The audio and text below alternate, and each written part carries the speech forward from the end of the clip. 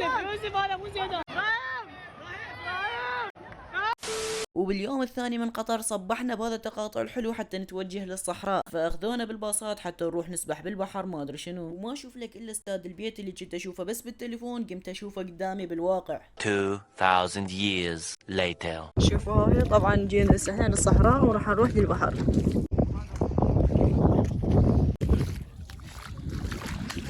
هنا عندنا هاي المحارات والسوالف التعبانه، وقررنا نستريح شويه ونلطف الجو ونلعب العاب وفعاليات وكذا. دخلونا منا نختار مجدات الجدافات. يا وليدي سلام الشهر.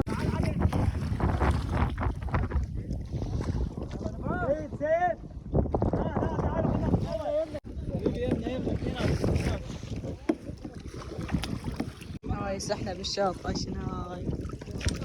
عشان هاي الجمال. طبعا المي ماله.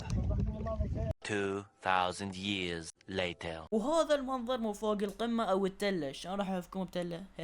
وهسه نقعد ندافع على النار، وبالليل بعد ما ارتاحينا وبدلنا وهالسوالف التعبانة، اخيرا حققت حلم حياتي وطلب التاكسي عبر الانترنت، يعني تعرفون كلها بالعراق فقط تأشر له ويوديك وين ما تريد. المهم فحجزنا وقررنا نروح لفلان مول وكذا وكذا، فطبينا المحل ملابس ولقينا سعر الجواري بالدولار فوق 60 ما ادري بيش، فلقينا الوضعية مليصة فطلعنا. اخواننا طفرين قال لي اذا احط لك فلان شي وفلان شي يصير سعرها بفلان شي، بس اذا بس وحده يصير سعرها 15. انا ما عندي بس 15. فقررنا نروح الكوفي حتى نبغى لعبة ريال مدريد وبرشلونة، بس اكتشفنا انه عندهم قانون ممنوع القاصر يدخل للكوفي. رودري. فرجعنا للفندق على مود ننام ونتوجه باكر على مود نشوف لعبة العراق واندونيسيا. طبعا نحن ما شايفين وجاي هيك نسوي يا اخي تخيل. طبعا بعد شغلات اكثر راح اخذهم وحملهم البيت.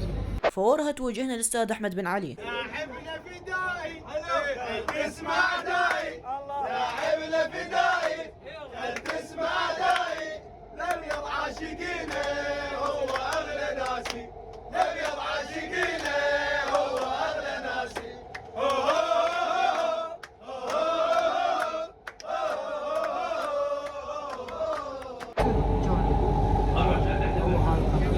ومن نزلنا من المترو انصدمت وشفت لك آلاف المشجعين العراقيين ما شاء الله، ولقينا هذا العماني بس يهمبل ويسوي فيكات وحركات، فجيت وتحديته. اوكي اوكي اوكي اوكي.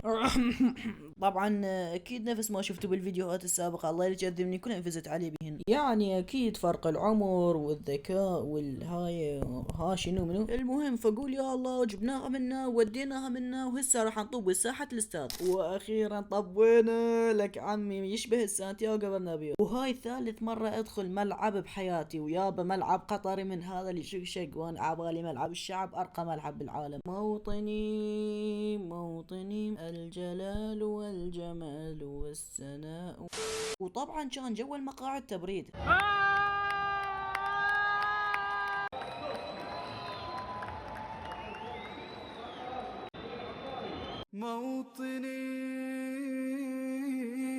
موطني الجلال والجمال والسناء والبهاء في رباك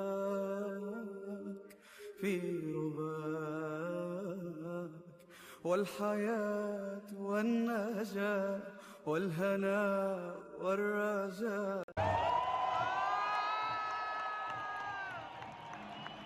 فبدأوا اللاعبين يسلمون على بعض وبدأت المباراة. وكان مهدي المشجع موجود ويانا والجماهير داخله بقوه، وكنا نصفر على اللاعبين الاندونيسيين. وطبعا انتهى الشوط الاول، واللي يريد يشوف الاهداف وباقي التغطيه تلقاها على حسابي بالانستغرام. تبديل يا ولد تبديل.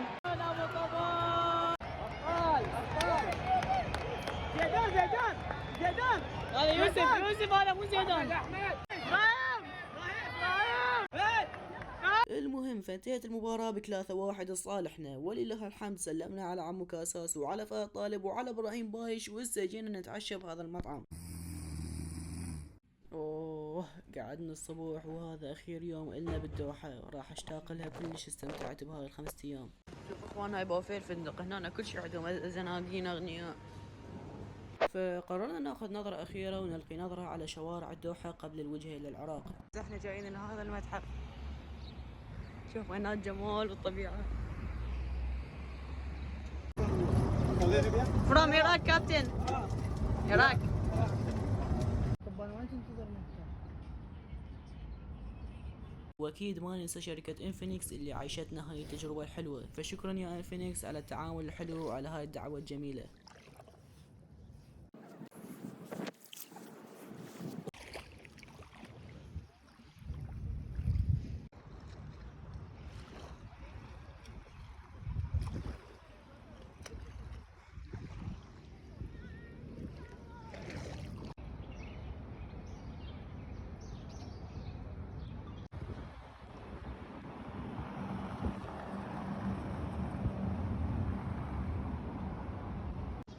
ما شاء الله تبارك الرحمن. طبعا اليوم هو اليوم الأخير في قطر. قطر هلا يا الربع. اقلط يا ولد. بس شوف شنو الجمال. يعني هاي معقولة بعد ما راح اشوف هاي البنايات، هاي التطور، هاي الشوارع المبلطة؟ مع الأسف يعني راح ارجع للعراق، يعني اتمنى اعيش هنا. والله تخاف جاياني هنا بالغلط يعني ما. وهسه وصلنا للمطار واستعملنا المترو داخل المطار.